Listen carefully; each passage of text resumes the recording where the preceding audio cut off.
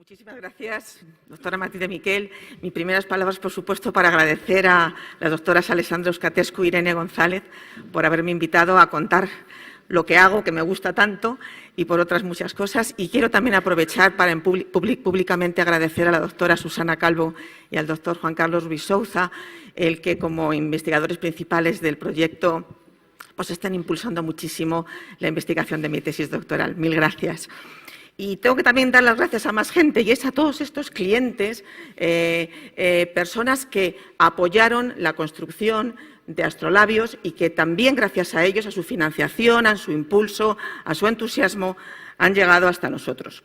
Si hacemos un esquema básico sobre el impacto que tuvieron los distintos estamentos, las distintas instituciones que patrocinan la construcción de Astrolabios en Al-Ándalus, tendríamos algo así como esto: la corte en primer lugar, como primer gran patrono, y luego las mezquitas y madrasas. Pero esto entre los siglos X y XII.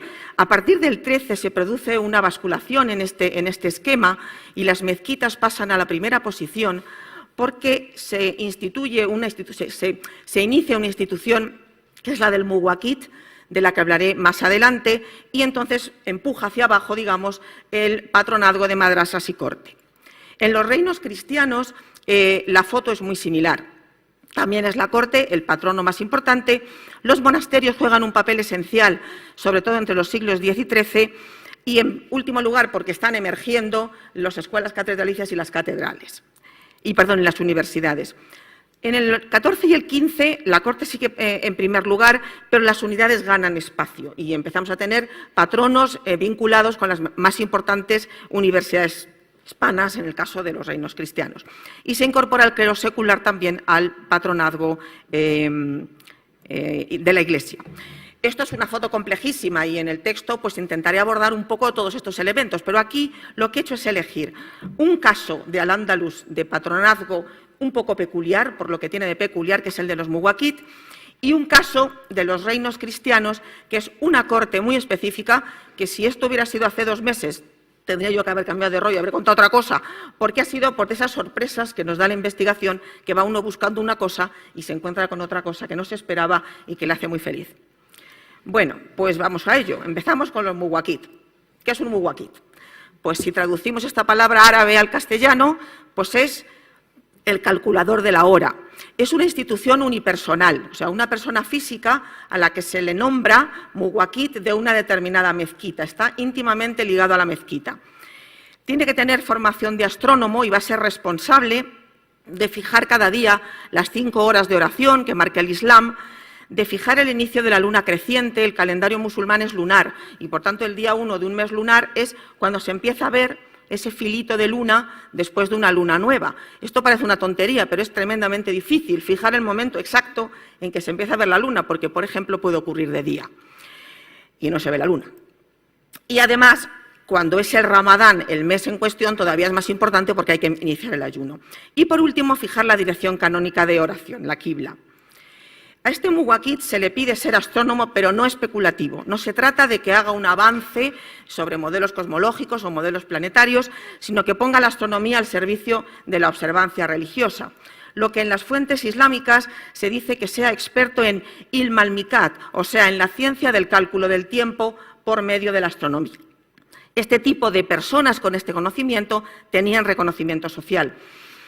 Se convierten entonces en auténticos demandantes de instrumentos para poder hacer las medidas que requiere su responsabilidad. Pero como son astrónomos y, por tanto, conocen cómo pueden hacerlos, tenemos uno de los casos más interesantes de sinergia, porque el propio cliente, el propio demandante, se hace el instrumento que él necesita. Y entonces, de alguna manera, esto es un círculo beneficioso, porque a más muwaqits que hay, más instrumentos científicos empiezan a aparecer con mejores prestaciones, y por eso, prácticamente a partir del momento en que se establece esta figura, los constructores de astrolabios son muwaqits, porque realmente están haciendo la doble función. El documento más antiguo que tenemos sobre una instauración o la elección de un muwaqit está realizado en Egipto. Es este señor, Ibn Samun, que fue nombrado muwaqit de la mezquita de Amr, en Fustat, lo que es el Cairo, en el año 1256. Y el segundo más importante, o sea, el segundo que se produce en el tiempo es en Al-Ándalus. Y es esta persona, Abu Ali al-Husayn al-Muhammad Inbasó, ya tenemos otro Inbasó aquí en la mesa, que hemos hablado de uno también, un intelectual de primera línea, teólogo, matemático y astrónomo que fue nombrado muwaqit de la mezquita Al-Jama de Granada. Además, la fuente de la cual sacamos esta información, que es el Al-Ihata de Ibn al-Hatib, nos dice que era además Rais al-Muwaqitin, es decir, jefe de los muwaqit de Granada. Esto nos indica, sin decirlo claramente, que había otros muwaqit en otras mezquitas, pero él, como era el del Al-Jama, también realizaba las labores de coordinación de todos los muwaqits granadinos.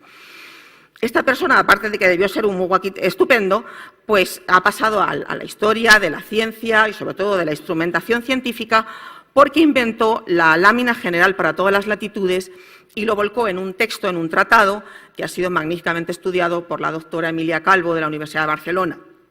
¿Por qué es importante esta lámina general? Pues para ver qué importante es nos tenemos que acercar a un astrolabio para ver cómo impacta tan positivamente este tipo de invento. Y qué mejor que usar un astrolabio que realizó su propio hijo.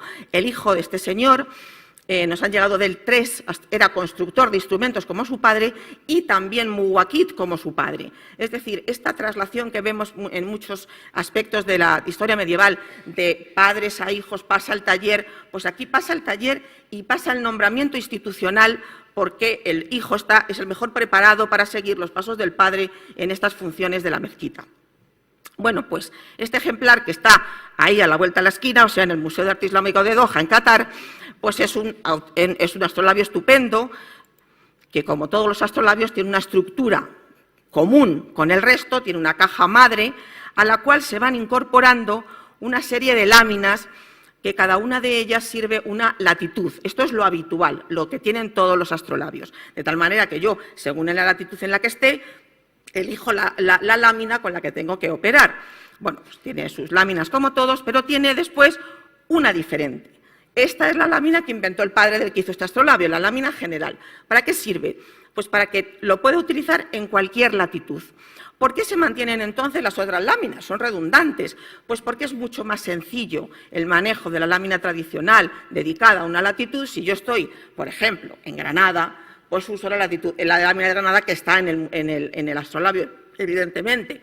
Pero si me voy a otro sitio y ahí no tengo lámina, en vez de no usar el astrolabio, pues uso la lámina esta para todas las latitudes y lo puedo utilizar. Así que consiguió este señor, este muwaqit, hacer que el astrolabio se convirtiera en un instrumento universal, que se puede utilizar en todas partes. Ganó muchísimo en capacidad y esto solo lo puede hacer el que tiene el problema. Tengo el problema de que me muevo y no puedo medir y yo soy responsable de medir, pues me hago entonces la solución. ¿De acuerdo? Bien. Por encima de esa lámina, por supuesto, y como siempre, la araña. Este mapa estelar, que es donde está la estructura o los puntos luminosos de la bóveda celeste y que luego yo caso con esa base de coordenadas que me indican mi cielo. No puedo pasar yo por una araña sin estar un rato mirándola porque son unas piezas de orfebrería realmente extraordinarias. Esta en concreto además tiene una simetría absolutamente espectacular con respecto al eje vertical y tiene unos punteros en forma de doble palmeta muy estilizada con un punto de plata en uno de los extremos, en el extremo del peciolo, que tienen referentes pues tanto en los yesos de la Alhambra como sobre todo en los objetos metálicos, porque utilizando el mismo material puedo conseguir la misma estructura, como este estupendo acetre que está aquí precisamente en el Museo Arqueológico Nacional en la primera planta, por si alguien lo quiere ver, o esta otra pieza que también es del Museo Arqueológico Nacional, que es la lámpara de la mezquita de la Alhambra y que tiene el mismo tipo de decoración en doble palmeta. Tenemos documentados más muwaqits, el hijo, del que ya hemos hablado, que hizo el astrolabio, y dos más que más hizo, que nos han llegado, y por ejemplo Al-Karabaki, muwaqit de la mezquita de Baza. Bien, así como se ha podido, pues hemos hablado del muwaqit. Vamos ahora a dar el paso al otro lado de la frontera, porque también quiero que veamos que hay unos patronados muy interesantes en la parte de los reinos cristianos.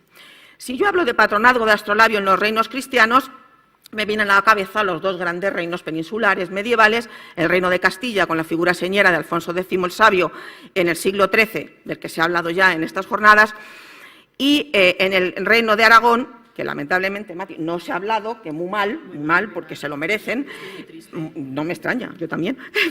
Pedro IV el Ceremonioso y su hijo Juan I el Cazador fueron unos grandes patrocinadores de construcción de instrumentos científicos.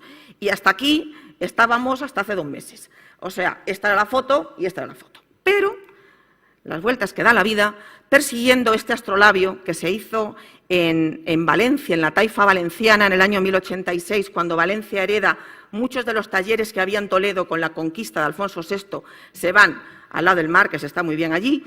Bueno, pues este astrolabio, estupendo, está ahora en el Museo de Ciencia y Tecnología de Kassel, en Alemania. Y allá que me fui a Kassel, gracias también al proyecto, me encontré con un astrolabio con unas condiciones de conservación excepcionales, de las mejores que me he encontrado, con una decoración en la araña de estas de referente arquitectónico, que son muy típicas del momento taifa. Y yo siempre que llego a un museo donde hay un astrolabio, que se hizo en Valencia o en cualquier otro lado de la península ibérica y está allí, donde, en fin, pregunto cómo ha llegado. Y normalmente me dicen que es pues, un coleccionista del siglo XIX, que luego lo donó al museo, o una compra que se hizo a principios del XX, eso es lo más habitual.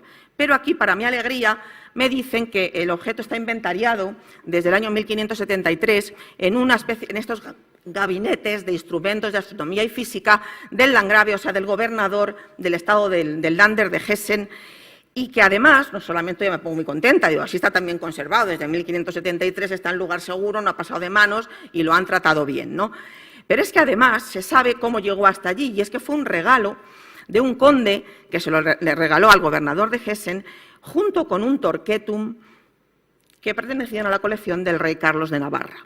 Bueno, esto ya me pongo muy contenta, realmente muy contenta. Primero porque nadie sabe, o yo no sabía, que había una colección de instrumentos científicos del rey Carlos de Navarra. Y luego porque me sorprendo muchísimo, y ahora veremos por qué, de que además con el astrolabio llegase un torquetum. Empecemos con lo del rey Carlos de Navarra. Inmediatamente tiro hacia atrás, 1563, ¿qué Carlos hay reyes de Navarra antes de esta fecha? Hombre, pues para empezar el más cercano, el emperador Carlos, que era rey de Navarra, además de ser emperador porque era rey de todos los reinos de España. Pero digo, ¿cómo en un documento en alemán, escrito por un alemán, van a coger a su emperador y le van a poner rey de Navarra? O sea, eso no tiene lógica. Digo, bueno, pues entonces tengo que irme más para atrás.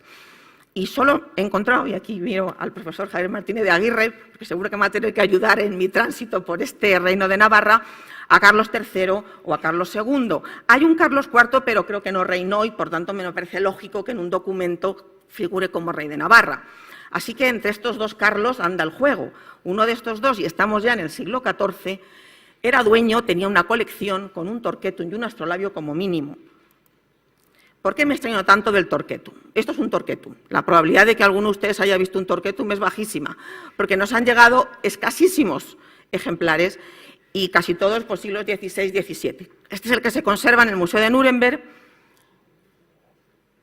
Y si yo tuviera que decir en 2 palabras qué es un torquetum, pues diría que es una especie de una deconstrucción de un astrolabio. En un astrolabio hemos proyectado en un plano toda la riqueza de la bóveda celeste y aquí deshacemos parte de esa proyección, ganamos en verticalidad, volumetrizamos de alguna manera el instrumento y eso en algunas cosas lo complica y en otras lo simplifica. Lo simplifica, por ejemplo, en el caso de la latitud, porque el lío este de andar con el cambio de lámina para acá y para allá o de tener una lámina universal, aquí se resuelve muy fácilmente. Sencillamente bajando o subiendo este plano inclinado, porque el ángulo que se ve ahí, que he dibujado, es la latitud del lugar donde está el torquetum. Si voy a usar el torquetum en Madrid, latitud 40 grados, marco ahí 40 grados en esa escala que está graduada y es muy sencillo el usar este instrumento desde el Ecuador al Polo Norte, si fuera necesario. Pues sencillamente subir y bajar el plano inclinado. Pero este torquetum es de 1568. El único torquetum que yo conozco, y si alguien conoce alguno más, por favor, agradezco la información, de periodo medieval, se conserva aquí, en el Museo de la Universidad Jagiellonian de Cracovia. Otro sitio que si van a Cracovia no se pierdan, porque es una auténtica delicia. Es un torquetum que encargó un profesor de la universidad, Marcin Bilica de Olcus. Aquí vemos un claro ejemplo de la importancia de la universidad como promotora de la construcción de instrumentos. Se lo encarga a Hans Dorn, que es un constructor de instrumentos, hace astrolabios, hace también torquetum, como hemos visto, en el año 1480. Esta es una foto un poco mejor de este mismo Torquetum. ¿Y desde cuándo conocemos los Torquetum? Porque claro, en 1480 se me pasa de los Carlos. Entonces, ¿es que no teníamos antes Torquetum? Pues sí, vamos a ver. Tenemos la primera descripción de un Torquetum en un texto firmado por Francón de Polonia en 1284. O sea, esto está bien. Cuando yo me encuentro cualquier cosa hecha en Europa, o en los reinos cristianos hispanos o en Europa, en el periodo medieval, rasco un poco, porque rascando un poco, ¿qué me aparece? Al-Ándalus, sí o sí. Y aquí también. Y me aparece este señor, Ibn Aflá, un sevillano del siglo XII, periodo almohade, que escribe un comentario, un comentario al Magesto de Ptolomeo, y allí describe un Torquetum, pero comete un error, y es que no le pone nombre. Entonces, esta obra se traduce del árabe al latín, circula por Europa, es lo que Francón de Polonia después reduce, o sea, ajusta, le pone nombre. Y el que le pone nombre a algo, ¿qué se lleva? Pues el copyright y la gloria. Bueno, pues teníamos Torquetum desde 1284, podíamos tener Torquetum en el mundo latino. Y no tenemos ninguno hasta 1480. Por eso es tan importante si de verdad podemos encontrar esta colección del 14. Otra cosa que he hecho es buscar los Torquetum dibujados. Y bueno, podemos encontrar uno, algo es algo. Empecé con poca esperanza de encontrar algo. Y es esta ilustración de un códice del año 1453, de una geografía de Ptolomeo, se conserva en la Biblioteca Marciana. Y si se dan cuenta, aquí hay uno de estos estudiolos, espacios del saber, que son tan frecuentes en el siglo XV, en la pintura y en la miniatura. Lo he ampliado, aunque igual se ve hecho hasta donde he podido llegar. Y aquí pueden ver en este espacio, además de libros, pues un astrolabio, un cuadrante y dos estupendos Torquetum encima de la mesa, que ya digo que me ha costado porque he tenido que mirar muchísimas imágenes solo buscando ahí entre los rincones a ver si podía identificar la forma del Torquetum. Así que hay que añadir a esta foto tradicional y habitual de los reinos hispanos que están involucrados con la construcción de instrumentos y de astrolabios y de otros tipos de instrumentos al Reino de Navarra. Y esto es todo. Os he hablado deprisa y corriendo. Espera. El colofón. Del muwakit, de la importancia que tiene en la gran cantidad de instrumentos que se construyen en periodo nazarí, y de la mano de un astrolabio y de un Torquetum, pues hemos incorporado el Reino de Navarra a la geografía de la ciencia hispana, que yo creo que es un buen empiece. Muchas gracias por su atención.